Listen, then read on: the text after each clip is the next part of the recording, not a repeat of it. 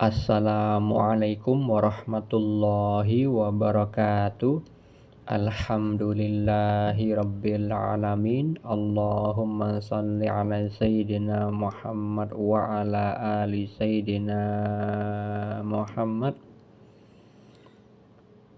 Pagi ini saya bagikan kisah mimpi tentang kondisi spiritual seorang hamba Allah di akhir zaman, pemuda yang melakukan aktivitas suluk atau mendekati Allah dengan menjalankan rangkaian riyadhah,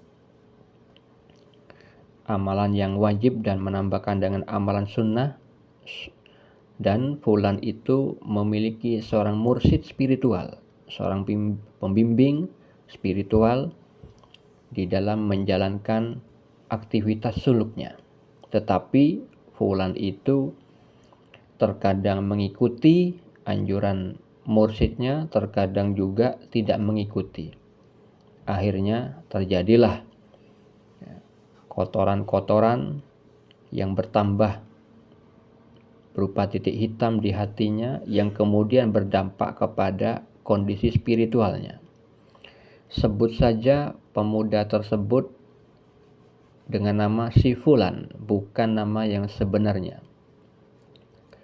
Fulan bermimpi, diberi petunjuk oleh Allah. Visual mimpinya adalah Fulan itu bertemu dengan teman-teman lamanya yang ada di Cikarang. Kemudian Fulan diajak nongkrong atau ngumpul bersama mereka. Fulan merasa senang bersama teman-temannya itu. Kemudian Fulan terbangun dari tidurnya. Apa takwil mimpi atau makna mimpinya? Perlu diketahui bagi seluruh umat Islam pada khususnya bahwa mimpi adalah bagian dari syariat Islam. Syariat itu artinya peraturan tentang bab yang halal dan yang haram yang bersumber dari Al-Quran dan As-Sunnah. Mimpi adalah salah satu yang juga diatur di dalam peraturan atau syariat Islam. Diatur tentang bagaimana cara merespon mimpi, karena mimpi ada 3 macam. Disabdakan Nabi Muhammad SAW di dalam hadis riwayat Muslim bahwa mimpi baik yang merupakan kabar gembira dari Allah, mimpi karena bawaan pikiran seseorang ketika terjaga, dan mimpi yang menyedihkan datang dari setan.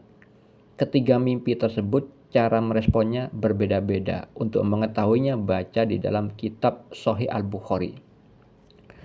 Dan yang juga diatur di dalam hal mimpi tentang orang yang boleh mentakwilkan mimpi, yaitu orang yang memang ditakdirkan oleh Allah memahami ilmu takwil mimpi, seperti yang Allah firmankan di dalam surat Yusuf ayat 6, ayat 21 dan ayat 101 bahwa Nabi Yusuf alaihissalam diberikan pengajaran sebagian ilmu takwil mimpi.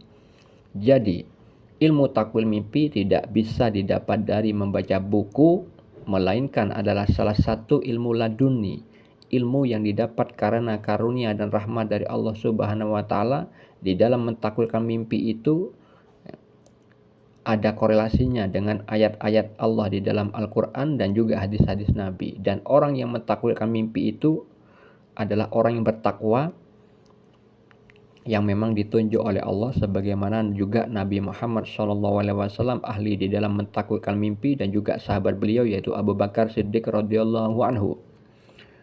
Di dalam hadis riwayat Al-Bukhari dan Muslim, Rasulullah bersabda, mimpi seorang mukmin adalah satu dari 46 bagian kenabian. Di dalam hadis riwayat Ibnu Majah, beliau bersabda, mimpi seorang muslim yang soleh adalah satu dari 46 bagian kenabian. Umat Islam yang tingkat keimanannya di level muslim tapi soleh, dan umat Islam yang tingkat keimanannya di level mukmin itu bisa mendapat peluang rahmat dari Allah berupa mimpi bagian kenabian. Yang disebut mimpi bagian kenabian adalah salah satu fasilitas yang dimiliki para nabi adalah mendapat petunjuk dari Allah berupa mimpi yang benar dalam tidur, seperti yang dijelaskan di dalam hadis riwayat Al-Bukhari tentang mimpi yang dialami Nabi Muhammad SAW. Untuk mengetahui dalil yang lain yang berkaitan dengan mimpi, Anda bisa baca pada deskripsi di video ini. Dan mengenai takwil mimpi atau makna mimpi yang tadi saya ceritakan, mimpi yang dialami fulan itu adalah petunjuk dari Allah yang perlu ditakwil, karena ada simbol bahasa mimpi yang memiliki makna tersirat. Visual mimpi tersebut tidaklah akan menjadi kenyataan di dalam kehidupan nyata seperti halnya visual mimpinya. Tidak, tetapi itu adalah skenario, simbol bahasa mimpi yang Allah tampilkan untuk ditakwilkan. Maknanya bahwa fulan itu kondisi spiritualnya, keadaan hatinya itu seperti halnya orang-orang yang dia suka kumpuli. Hal itu berkaitan dengan hadis tentang karakternya ruh. Di dalam hadis Sahih Muslim nomor 4774, Rasulullah bersabda, roh-roh itu seperti prajurit yang berkelompok-kelompok. Jika saling mengenal, mereka akan menjadi akrab, dan jika saling bermusuhan, maka mereka akan saling berselisih. Maknanya, Allah menciptakan roh itu seperti prajurit suka berkumpul, tapi berkumpulnya itu sesuai dengan karakter yang sama. Jika ruh baik bertemu dengan ruh baik, itu akan terjadi keakraban. Jika roh baik ketemu roh buruk, itu bermusuhan, akan saling berselisih. Begitu halnya ketika di alam mimpi. Jika seorang itu diperlihatkan oleh Allah bertemu misalnya dengan seorang wali Allah, dia itu disalami atau mencium tangan seorang wali Allah, berarti orang yang bermimpi itu dirahmati oleh Allah, ruhnya itu dalam kondisi baik. Tetapi misalkan seorang wali itu tidak menengok atau melengos atau memarahi orang yang mengalami mimpi, maka itu berarti rohnya orang yang bermimpi itu adalah buruk dari sudut pandang Allah. Begitu juga fulan. Ketika fulan saya tanyakan seperti apa kondisi teman-teman yang yang ada di dalam mimpi itu, di dalam kehidupan nyata seperti apa, maka fulan menjawab campur, maksudnya mereka ada yang baik ada yang tidak. Kebanyakan yang fulan tahu itu pada jarang sholat. Nah seperti itulah fulan karakternya kurang lebih sama dengan keadaan mereka, karena di dalam mimpi itu fulan senang ketika diajak nongkrong.